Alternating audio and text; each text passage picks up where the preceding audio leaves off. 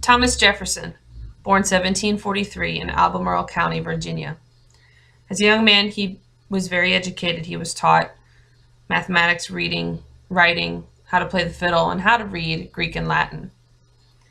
At the age of 14, his father would pass away, which he played a large role in helping his mother raise the family. But at age 17, he decided to attend the College of William and Mary. He took his studies very seriously and became a lawyer. He would marry Martha Wales Skelton, a widow whom he was madly in love with, and also had many children with. When his father passed away, he had inherited 5,000 acres of land, where he would build Monticello. Many of his slaves helped not only design, but also build this incredible piece of American architecture. He drew from a lot of Greek and Roman examples. Jefferson also played a large role in American politics. He was a part of the Continental Congress, and with the help of Adams and Franklin, penned the Declaration of Independence. This is where you see much of Jefferson's talents. He was never a great orator and was a very quiet man, but with the pen, he spoke volumes. He also penned the Virginia Statute of Religious Freedoms, which declared religious freedom for the citizens of Virginia. He became Secretary of State under the presidency of George Washington and was a voice for the people of France and wanting the United States to get involved to help during the French Revolution. He had been the French minister from the United States to France before becoming Secretary of State. He actually resigned office when the United States did not get involved. He became president in 1800, third president of the United States, and served 2 terms. Jefferson's legacy can be equated to those of Paine, Franklin, Adams, and Hamilton. Many put him on the same pedestal as George Washington as a great leader of the United States. Thomas Jefferson wasn't a unique man. He wasn't any different from any other colonist living in the colonies before the Revolution.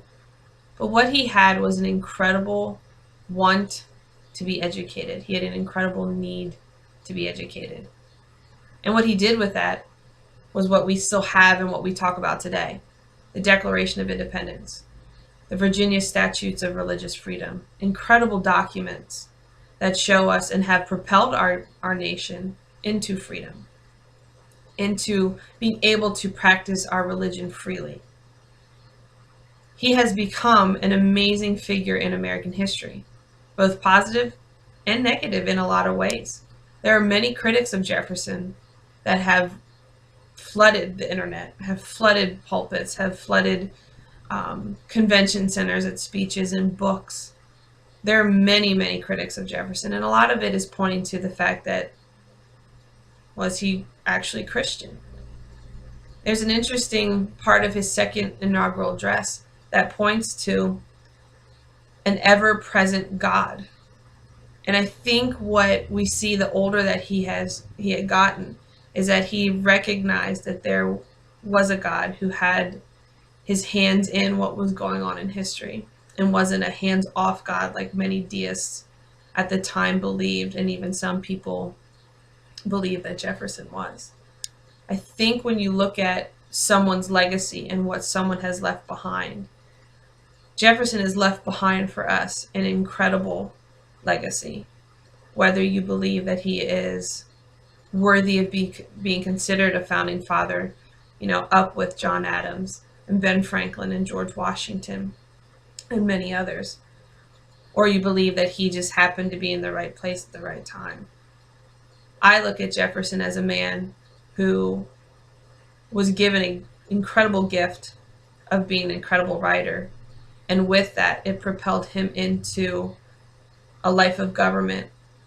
And what he's left behind for us is the fact that he recognized that a government is only as strong as the freedoms of its people. And we even see that today in a lot of our current events and things that are going around the world, where there is struggle in a country and in a government. You look directly to its people, and the people are the ones that are suffering.